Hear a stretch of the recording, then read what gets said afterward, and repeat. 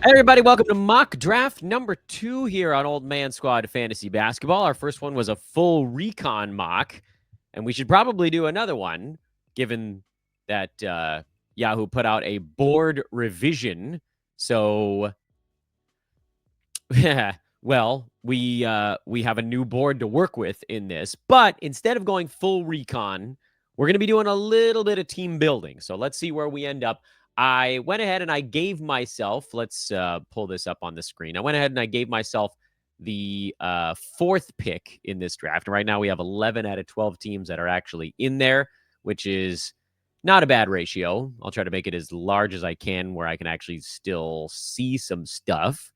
Can I shrink that? Yeah, we'll shrink that a little bit. Make sure sounds are off. No bleeping and blooping as we work our way through the mock. And I think that's probably about as good as it's going to get right now. We'll try to increase size on stuff in between picks that I have. Please, folks, if you have a moment while we're waiting for the mock to start, because it is just a mere minute and a half away, hit that like button on the YouTube video. Subscribe to whatever content you're taking in. It is how we grow anything over here. It's the most important thing you can do. I'm going to keep churning out stuff. So are all my buddies here at Old Man Squad, but you guys got to hit that subscribe button. That's a big one, and it helps us grow the site and helps us compete with some of the big dogs in the space. We've already lapped a few of the medium-sized dogs, which is kind of fun. So let's go for some slightly larger animals. I don't know. This metaphor is lost. This show is brought to you by FanDuel and the FanDuel Sportsbook. Thanks, as always, to FanDuel for their continued partnership here on Old Man Squad of Fantasy Basketball and the Believe Network. And let's see, what do we think we're going to do? What do we think we're going to do? I got the 4th pick. Now Luka's in the 4 slot after the board reshuffling. And by the way, it reminds me, because I've done these shows lately on the channel talking about the different Yahoo ranks. We're going by the pre-rank, which is what they have categorized here on your screen as expert rank, whatever that, like it was once O rank, then it was X rank, then it was pre-rank, now it's expert rank, whatever it is, it's the rank list. It's the one that is the default sorting column when you go into a Yahoo draft. So yes, obviously, if you click this rank column, it shifts all around. You get a very different board. You get Mobley in the 10 slot. Things shuffle all over the place. But expert rank, as the draft gets underway, is what we're going to be looking at. So Jokic goes 1, Wemby goes 2, Luka goes 3, which, this is a head-to-head league, so I'm definitely going to take Shai at the 4 spot. And that's kind of what I was hoping would happen there. Giannis goes right behind me at the 5. I don't know how that's going to go down in every draft. I would guess that what just happened to me is pretty likely to happen in almost every roto league, because Giannis is not going to go in the top 2 or 3 for a non-punt type of team. But, of course, a punt free throw team, Giannis is going to be a juggernaut this coming season. So I get it. Cade goes ahead of Anthony Edwards. That's a team that most likely is looking more at the guard build, and obviously a very safe first-round pick. And then Anthony Davis, who's going around 8. And I think a lot of teams felt like they don't have much of a choice but to take Anthony Davis at 8. You do have a choice. I know it sucks to go past the guy who has clearly the best per-game upside, but Trae Young goes 9th. Trae, Cat, Booker, Harden, these are all guys you can build a head-to-head team around without the overwhelming injury risk. Don't be shy about playing it safe somewhat early. So if we got Shai out of the gates, what does that mean we want to do next? Well, the benefit of a Shai build, and that's effectively what we're going to do here, I'm going to try not to do too much reaching because I don't want to take my targets off the board early. I want to see where some of these guys are going. The benefit of the Shai build is that you don't have to select a team build yet. You can choose 2nd round, 3rd round, 4th round, whatever, and kind of kick the can down the road on what type of a team you want to have, because Shai's so good at everything. When I did a pairings show a couple weeks ago, less than a week ago, your target here with Shai in the 2nd round is probably someone who can shore up assists, because there are a lot of big men going a little bit later. Draft has been interesting here so far. So LeBron's going to be a good assist guy, likely the best in the group that's still out there that has still some of that per game potential. I don't know if LeBron's going to make it 3 more picks to get to me. Be lucky if he did. Maxey is going to have a good assist number. And then you kind of have to look deeper if you want to get to the next assist guys. I don't particularly want to go all the way to this next chunk of players, but I will if I have to. There goes LeBron. But luckily, Tyrese Maxey's still out there, so that makes the choice relatively simple for me. Maxey's not a big assist guy, but he's big enough when you pair him with Shai, who's probably going to be in the 5 to 6 range, and Maxey's going to be in the 6 range. And you got to get some sixes at least if you don't start with a serious assist dude early. I'll show you the draft board in total in just a second. I'm going to have another pick coming up in just a couple, so I kind of got to get ready for that. This is a screwy spot because those of you that are drafting, you guys probably are listening to the show. Scotty Barnes has been left. De'Aaron Fox, Jaylen Brown, Pascal Siakam, all the guys that I've told you I'm not a fan of are still chilling on the board right now. Kevin Durant and Steph Curry went early, and so you're taking all of my favorite thirds, and we're not even in the third round yet. Donovan Mitchell, Josh Giddey, both off the board here. Oh, you guys are going to make it tough on me. Right now, I'm looking at Chet at 28 as my next likely pick. If he comes off the board, I don't actually know what I'm going to do. De'Aaron Fox, I guess I could go with another point guard, but I'm a little worried that his usage is going to take a hit in San Antonio. It kind of already did. But again, you get a few more assists, you kick the can on big men. And there goes Chet Holmgren. So these guys ruined my whole schematic here. De'Aaron Fox is probably the guy I'm going to look at here. I don't think I want to go any deeper in a reach scenario. I think some of these other guys that I'm looking at are going to make it back to me in the 4th round. I have picked 45. So guys like Bam, Kawhi, Jamal Murray, Derek White, Jaren Jackson, I think those guys will make it back to me. So we'll go De'Aaron Fox. Not on my target list, but at 28, now I have assists mostly handled. Fox is not the greatest free throw shooter. I don't really care. Shai and Maxey are great at that.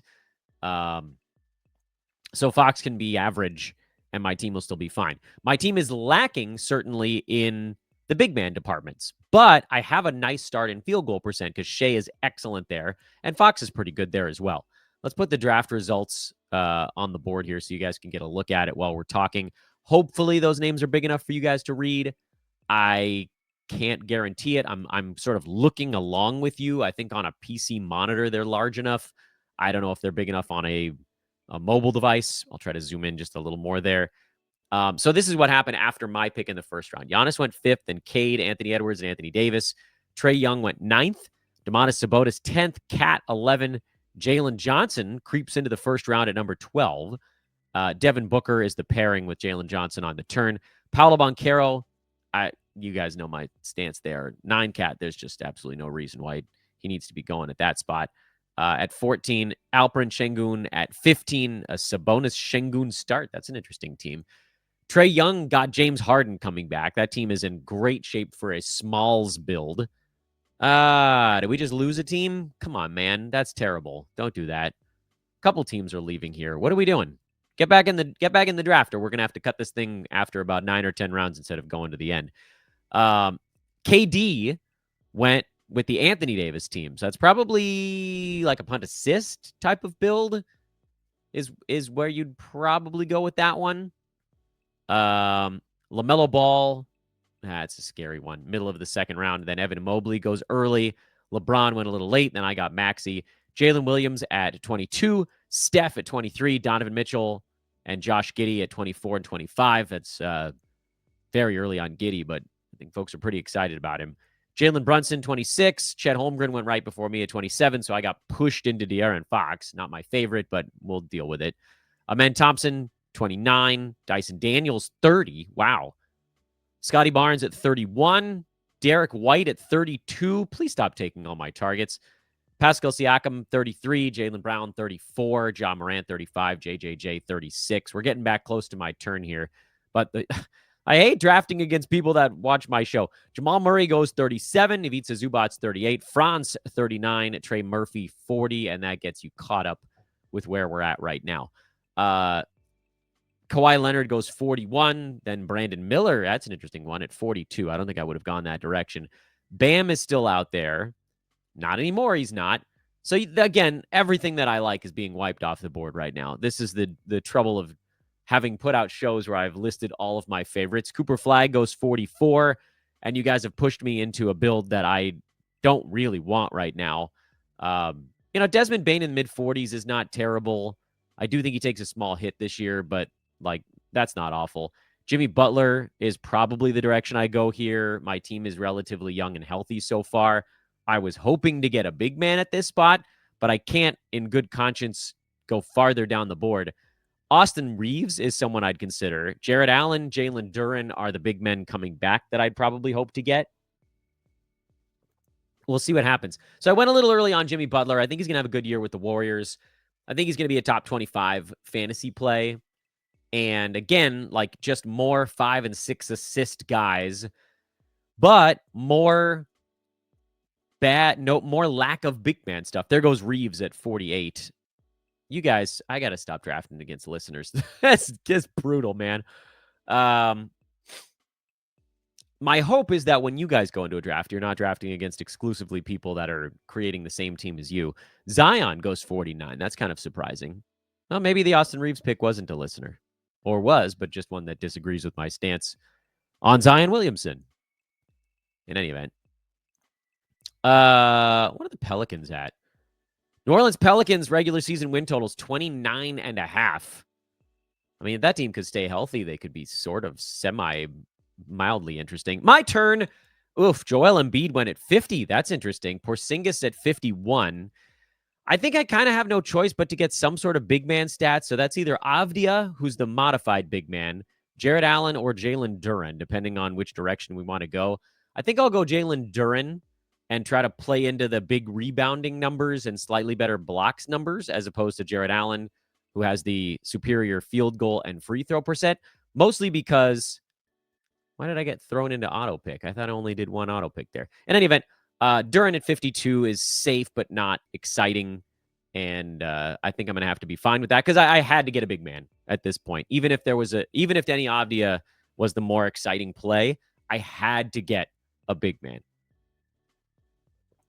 And frankly, I should probably get another one coming back, but let's see who's still on the board because Lauri Markkanen, Jared Allen, Lauri Markkanen, Miles Turner just got grabbed at 56. Again, that's definitely somebody who's watching my shows.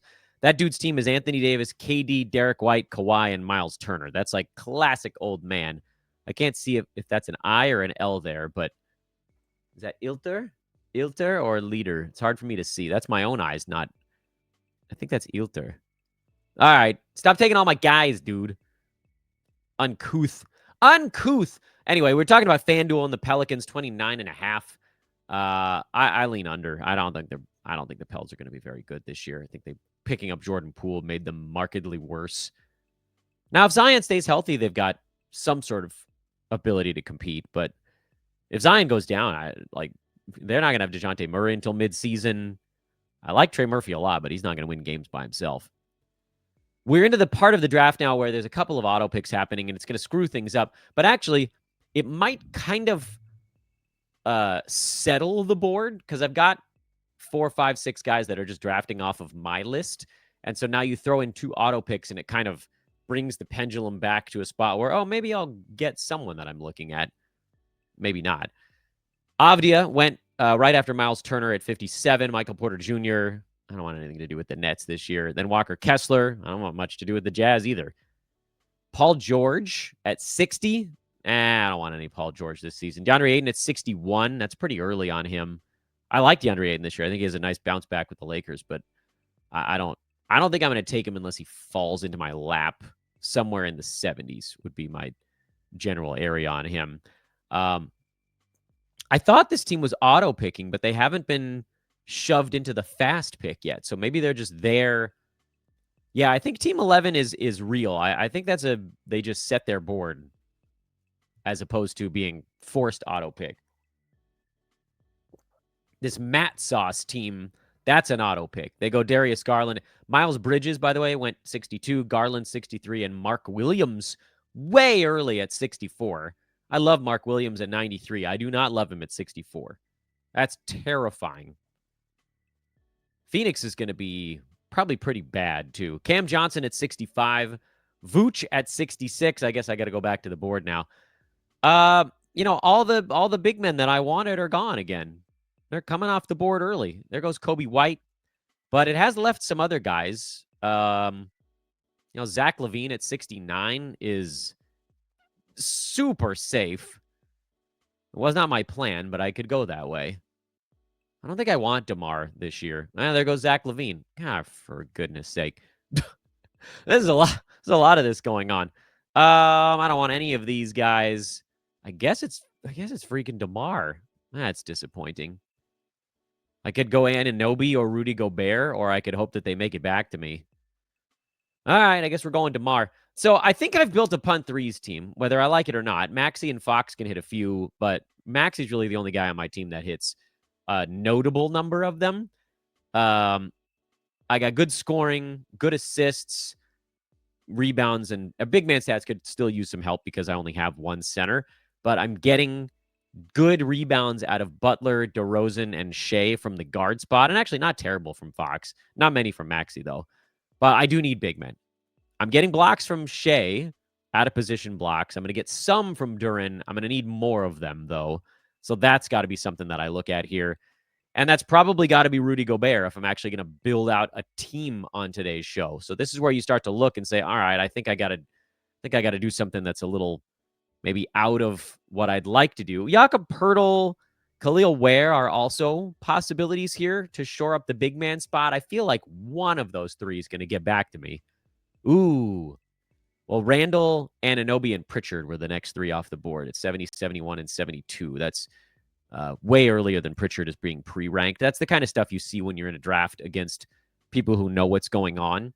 And we're going to have to kind of buttress that against the likelihood, because at some point here, you're going to draft against some randos, and randos are not going to go 20 picks early on certain guys. They're just not.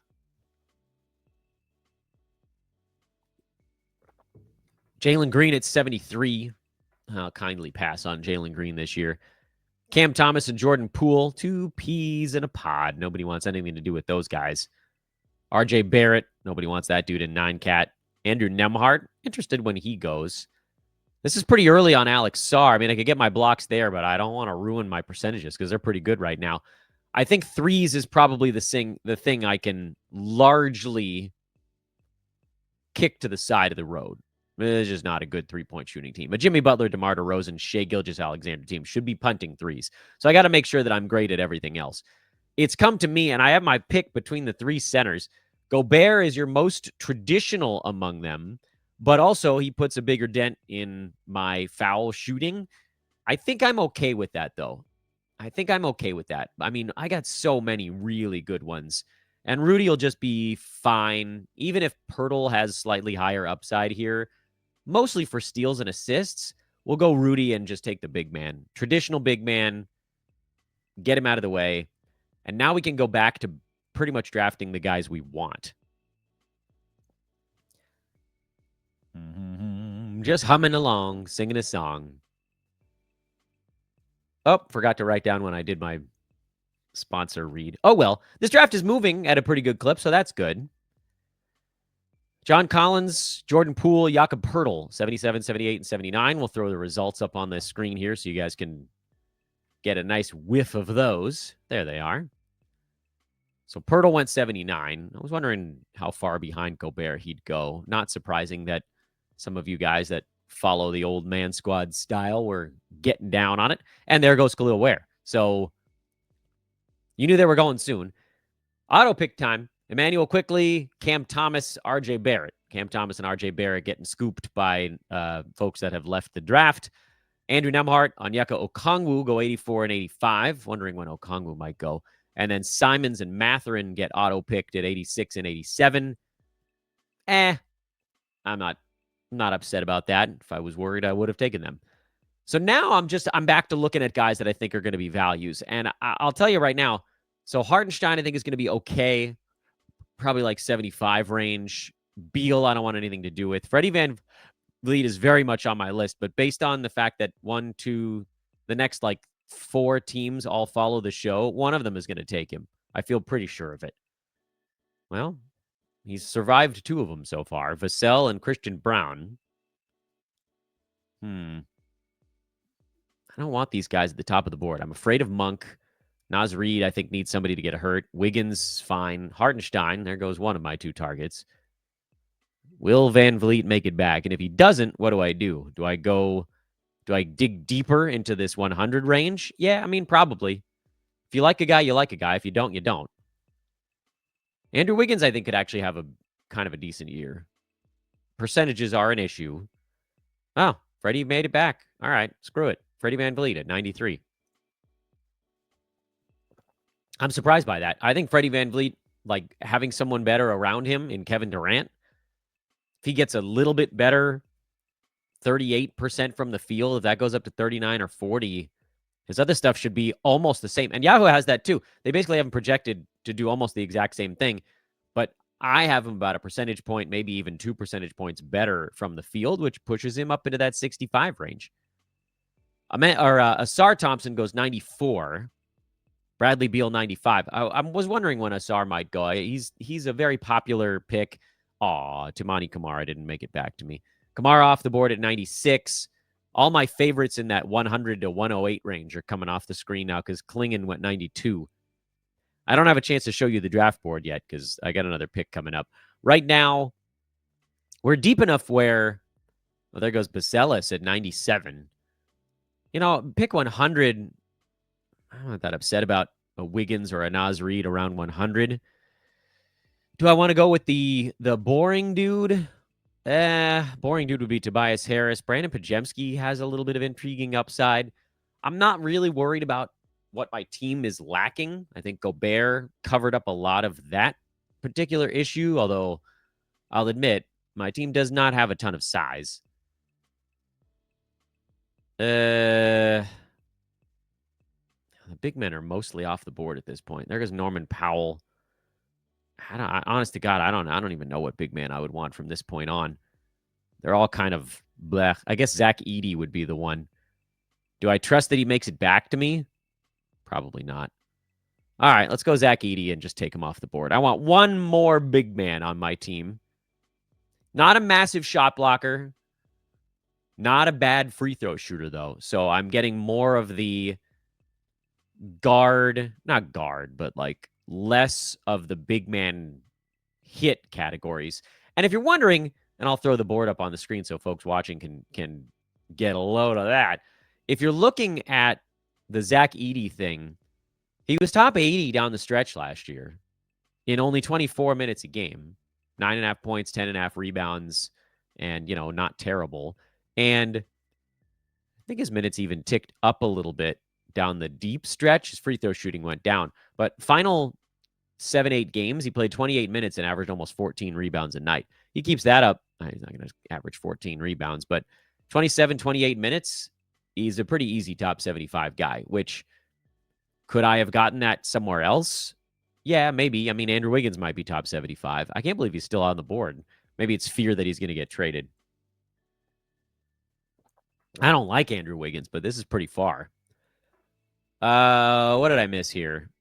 Draymond Green, Malik Monk, Jalen Suggs were the next 3 that came off the board at 101, 2, and 3.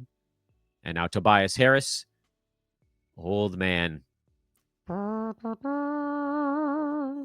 Sad to see you go, bud, but I had to let you go. Not really a perfect head-to-head type. Looking at what's left out here, and again, thinking through team build where, basically a punt threes team that is not super excellent in everything else, but pretty damn good. Scoring is good. It took me until pretty late on in the draft to pass up on points. Rebounds are good now with 3 centers. Assists are fine, but not outstanding. Steals are great. Blocks are much better. Both percentages, I think, are pretty good. Competitive in all of them. And a relatively low turnover team, all things considered.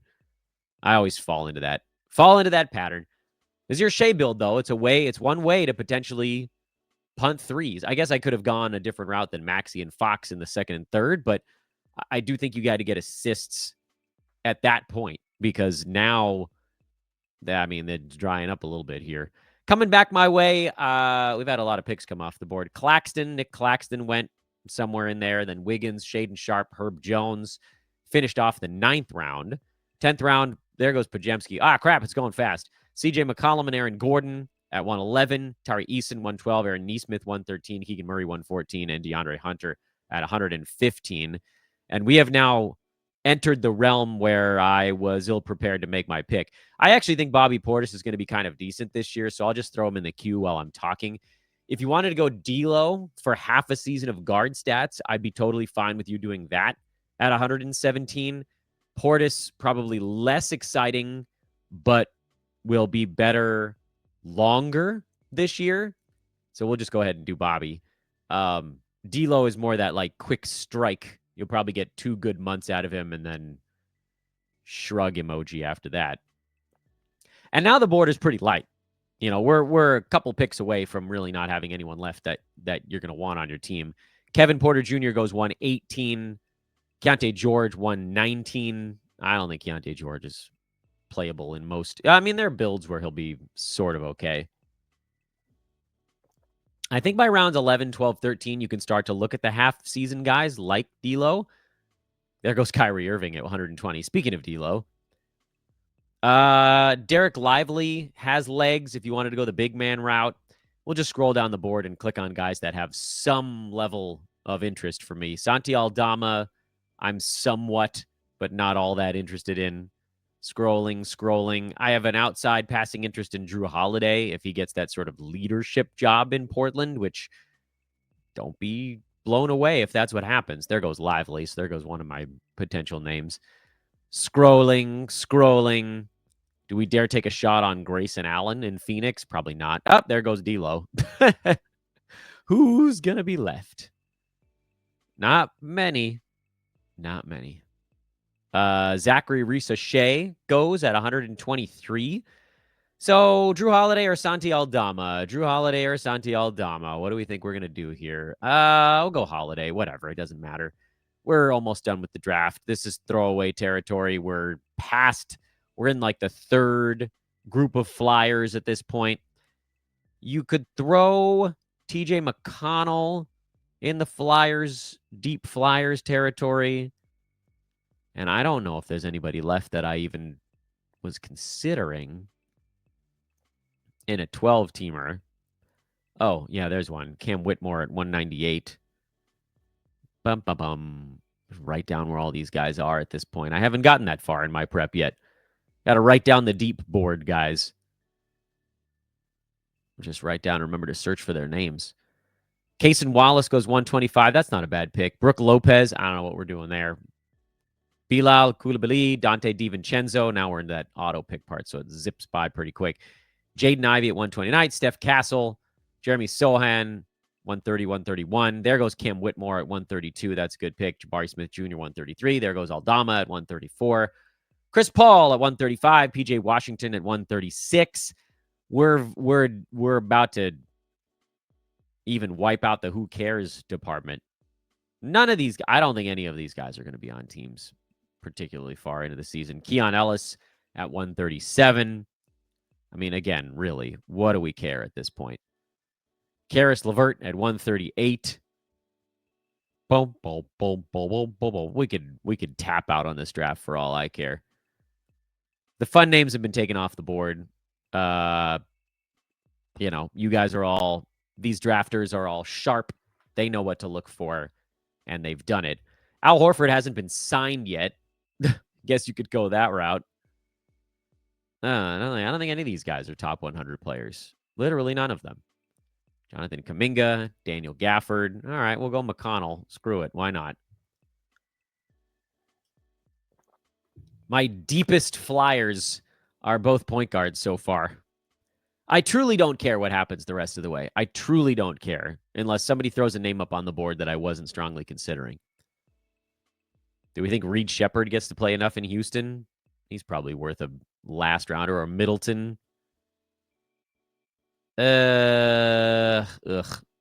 Blach, Chris Middleton. Disgusting. There goes Horford. Dude's living in a tent right now. We don't even know where he's playing.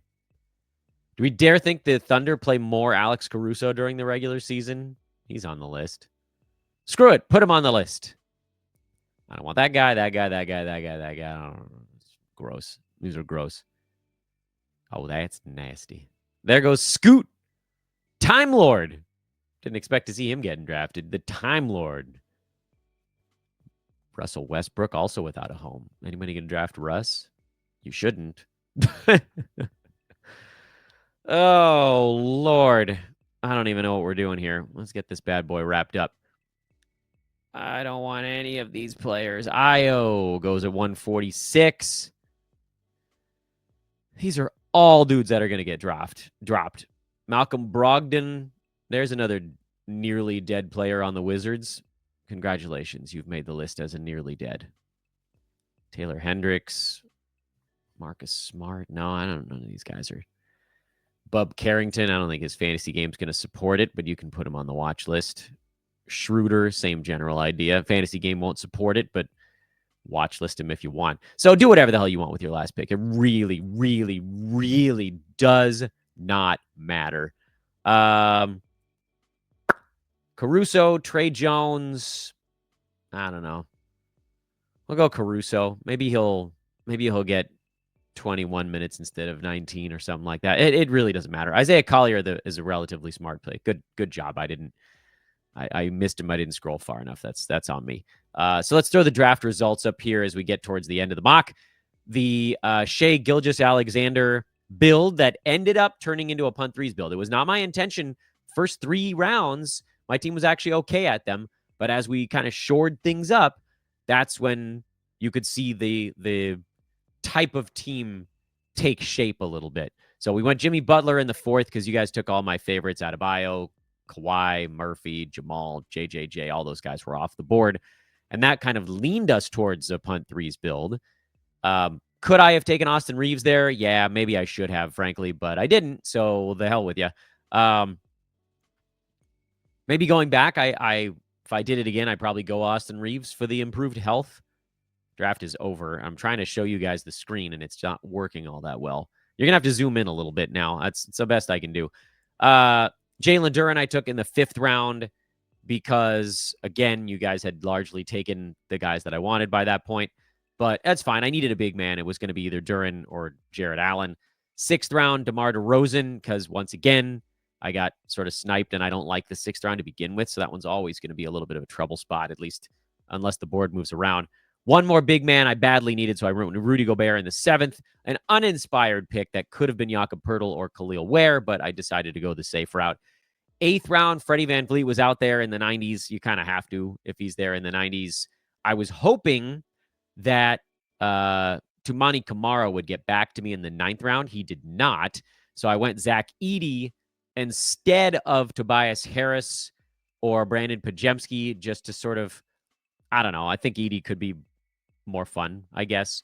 I didn't get the guys I wanted. Neesmith and Keegan Murray came off the board before my turn in the 10th round. So I went with the, safe plotting type in Bobby Portis. Drew Holiday was one of the guys I was thinking about on the way back, as was Derek Lively, as was Cam Whitmore. I ended up going with Drew. And then there wasn't really anybody left by the time it got to me in the 12th and 13th. I went TJ McConnell and Alex Caruso, but who the hell cares? That's whatever. Like most of those last 3 guys are probably all going to get dropped. Maybe Drew Holiday can survive it. My team is bad at 3-pointers, but you can see where the rest of the stuff kind of comes from. I got 3 traditional centers, so that takes care of the rebounds, the blocks. Field goal percent's in good shape from Duren and Gobert and Shea, frankly, and DeMar and Jimmy Butler, because some of my wing guard types are actually pretty good field goal percent guys. Also, assists are fine, but not great. If Freddie VanVleet gets somewhere near 6, then I'll be relatively competitive there. My team is very good in steals, relatively low in turnovers, and I think I've created a team that's pretty damn good in 5 or 6 categories, decent in a 7th and 8th, and very bad at 3-pointers. That's clearly a massive deficiency, and that's fine in either format, roto or head-to-head. because it was not a hard punt threes team. It's just kind of turned out that way. So I'll probably be bottom 2 or 3 in that category. And then I think top 4 in almost everything else, with, the exception of the teams that are going hard into the big man or hard into the guard categories are probably going to be better at rebounds and assists than my team. But I still think I'm stronger in steals. I think I'm competitive in blocks. And I think my team is better in turnovers than anybody that's trying to go for guard stats. So that also something, kind of a feather in the cap. That is a very hard page to read. I'm fully aware of that. And I'm sorry, but there isn't a whole lot I can do about it because that's what the Yahoo mock draft screen looks like. So Shai Gilgeous-Alexander oftentimes lends himself to a punt threes build, sometimes lends himself to a punt assists build. But I decided to go guard to start things off. So I got a 6.4 out of Shai. I got a 6.1 out of Maxey. De'Aaron Fox last year was 6.3. So I'm at 19, basically, 18 to 19 assists after 3 picks. That's pretty stinking close to what most of the other decent assist teams are doing outside of the club that went Trey James Harden. That's just not a team I'm going to beat in assists. Everybody else, I mean, we can look at the board again. I took it off the screen, but let me throw it back up there. Look at the other top threes on this board. If we zoom out just a little bit, most of them I'm competitive with. Jokic, Giddey, Donovan Mitchell is probably going to beat me in assists. I can handle the second team. I can handle the third. Fourth will be close. Pretty tight. They probably beat me on a week-to-week basis. Fifth, I think I win that one, or it's tied. Sixth, I likely win it, depending on if LaMelo's upright, I guess. Seventh, I definitely beat them. Eighth is the one I obviously lose to. Ninth, I win it. 10th, I win it. 11th, I win it. So I'm better in assists than, I don't know what I said, 7, 8 of these teams. Okay. And that's after the top 3 without getting any true assist guy. And then adding a little bit more, 5 out of Butler, 5 out of DeMar, some out of Drew Holiday, definitely 5, 6 out of Freddie VanVleet. So I think that's okay. And then again, I'm getting my butt kicked in rebounds, but that's okay because I don't have a big man yet. So I think we're in okay shape overall. Not a bad Shai draft. He's an easy guy to draft around because he's good at everything. You allow yourself the opportunity to make a decision on your team later on. Like if Miles Turner had fallen to me, maybe then I don't punt threes. Maybe instead I look at punting a different big man stat, like rebounds. He's not that good at rebounding, but he's good at shot blocking and threes, and you get different stuff out of him than you do out of a different one. But with Shai, you get that big field goal bump from a guard, one of the best field goal percent guys in the league, and he's coming from the guard spot. He's like a top 20 field goal percent guy from the wrong side of the floor. That's what makes Shai such an easy player to build around. I was hoping he would fall to me at 4. I'm glad I didn't have to go the Giannis route. That would have made things, I think, a bit more complicated, but maybe we'll do that next time just to sort of clean the whole thing up. Hey, like, rate, and subscribe. If you made it this far, you got to do it. It's the rule. It's not the rule, but I would certainly be happy if you did so, because that is all I ask of you. Just a subscription, please. Love you guys. Thanks for watching the mock. 2 shows today. That can squeeze them in every once in a while. You get all the other good stuff. Noah's got a show dropping here in the not-too-distant future. Enjoy that one. I'm Dan Besbris on Twitter, at Dan Besbris. We can talk about this draft because I'll probably post it over there at some point soonish. I don't know. And check out this sweet hat I got. This is my kid's latest Little League team. It's the Washington Nationals City Connect Cherry Blossom. These are sweet. My favorite new hat. Also, I got this in the mail, and no one told me where it came from. I'm not going to even show you the logo. It's from a company called Melon, I think. But here, we'll switch hats. I don't have a clue where... Oh, it's too tight. I got to loosen that up a little bit. But this is like a $90 hat that just showed up at my doorstep, addressed to the Old Man Squad. So which one of you guys did that? Let me know. Thank you. I don't know who you are, but thanks. Bye-bye.